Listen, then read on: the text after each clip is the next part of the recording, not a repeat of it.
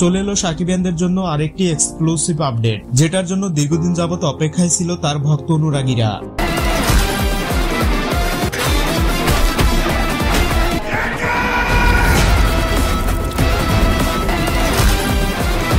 Finally এবার ভারতে জাঁকজমকভাবে শুরু হলো সাকিবের তাণ্ডব মুভি শুটিং। এবারে ঈদ উল ফিতরে মুক্তি পেয়েছিল সাকিবের বরবাদ। ছবিটি এখনো দাপটের সাথে ব্যবসা করছে।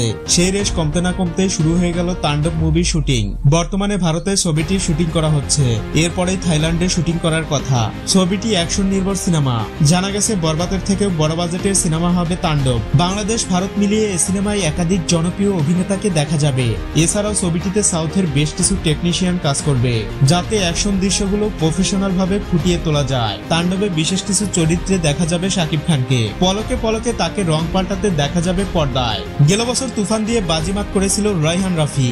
এবার তাণ্ডব দিয়ে নতুন ইতিহাস গড়তে চান তিনি।